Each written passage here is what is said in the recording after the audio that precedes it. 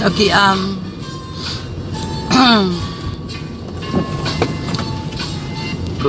kilelele pe ki ngawe. Koia. Ko lak tuka whakamalo, ko inga hitokoni ko toa pe, o mai o tua tau sia mai ako ini Penongo pe tau lockdown ya New Zealand. Ka ko ke ngawe pe ko inga ko ngawe o ke community. Pe amusia mo tolu ya ku mo malolo mo tolu mo ngai ngawe. Ka ko au ko silelo lawia tokoni holo ke community ka usai pe ya. Mo nofo mo tolu ka ala tokoni e tau si kau vai ko ya. Ko ku ki live ko ini ko ku kole whakamole mole atu ko family hono kotoa. O ka pau na ia na ngaianga tai whiunga. Ke ngāue koe ni o ko whai koe ni moe puli anga pa moe TV. Ko whamole mole atu ka ki mo tolu si whanga whae toko ua whangatonga ane i mamani Amerika mo Australia ka mawhakatonga mo New Zealand. Ka kou whee mau e totonu, pa kou whee kumia ke totonu Pea na e whai pe ku ngā ue, ke kakai tō ngā, ke nau toko ni e ku ngā ue. Na ke alu ke TV, ko i ngā ke whai ha ulunganga, ke ngā ko e tau ki whonua masiva whoke a tōnga Pa nau osi talano awea mo e ku whai whekau.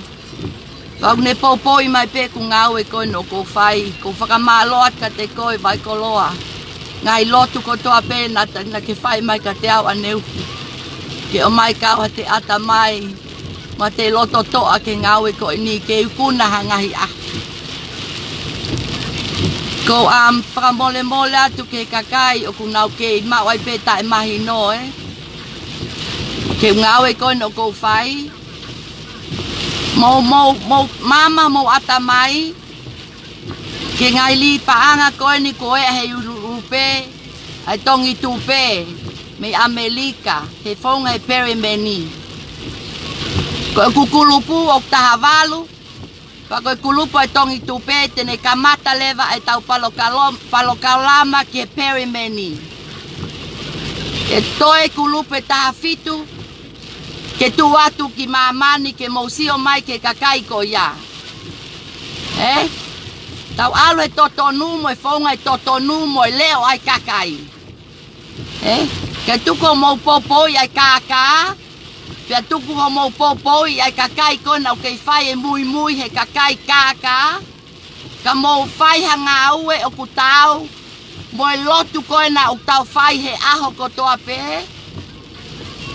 Pea mo mautu unga koena a mautolu koena ka mui koena o kei whai popou ke kai kaka koe ni E ngai potu siasi kotoa pe Ko kau ulu koe ni o kau wai siasi O ke tuaka siasi kai Sai pe siasi ia, sai pe lotu ia, sai pe kau whai whekau, sai pe kau pi sope Ka koe kau kakai koni na nau pole i koe kaka Pa teu tupe totonu Teu ave kakai koe ni e kulupe toko tahavalu koe ni ke nau ilo e lao Pa nau ilo ai tuunga koe nau i ai Tongi tupe foi et meni a mautole toko tolu To masi ofa ana fonua Mo fuutaki koe na ko tilila me Amerika ai mo CEO koe na O kuke investigate i Amerika e ne kai e paanga e valu miliona. Koia? Valu miliona o ku whekumi hole pule anga mo si kakai tongi tupe ni Amerika pe ko fe ia e nau valu miliona. Whakatau api. Mo ngai skemi. Mo ngai whonga he kaka. Koia? Ko mea kawa e tongi tupe New Zealand ni he kupolo kalama koe ni whaunga he lili paanga. Ko ingana mo whakotu e koe tilila. Pau koe keu whea mawau ke te aiho ki loi. Mo mio i holo o lai seni. Ke toki vahe kakai ko ni ke aua valu o a kosi. O koe ke ngofua e pule anga koe na New Zealand ni. ho mau lesi sita loi hafonga halipaanga perimeni. O kumahino atuia ke a mau tolu kau Amerika koe na mau kei. Ku osi ngoto e fukulupu e taha fitu New Zealandi. Pau ke whe maawia ke te mo te o mai o te ai ke mau te. Mo whe o mai ke mo te ai ke mau te ngoto Winga o ke kia mau lesi sita. O ke kia mau lesi sita. Tatar ke ki tu ange na whai ku. Ke ki tu ange ke ki lea no pe. Ko ungai palo pale mai ni ko eni. O ku whai ai e tae mahi no. Ai lau koe na TV. Ho mau hanga a sauti au. Pa mau hanga kape mai au. Koia.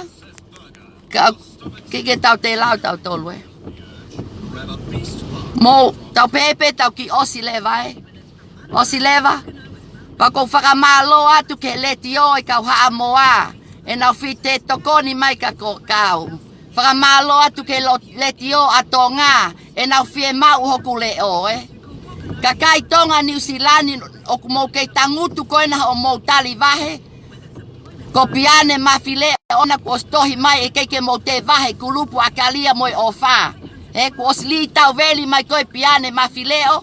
Ka keike kau ko totongi e ku kakai koe ne kulisi koe ne taha tolu ai fonga na tau walea ki ai. E nau ni maafe koe ne ai motua moi vai koe ne na maatu koe na ko mo ofisi Li tau veli mai koe ke kakai. Ko hai koe ke li tau veli mai ke kakai.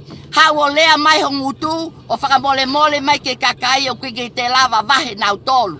Ko toto nuia pa moi whaunga ia toko taha, na i loto lahi e taimi koe hono kapesi kakai, pa koe taimi niku ke li tau veli koe piane mafileo, kalia oi ofa.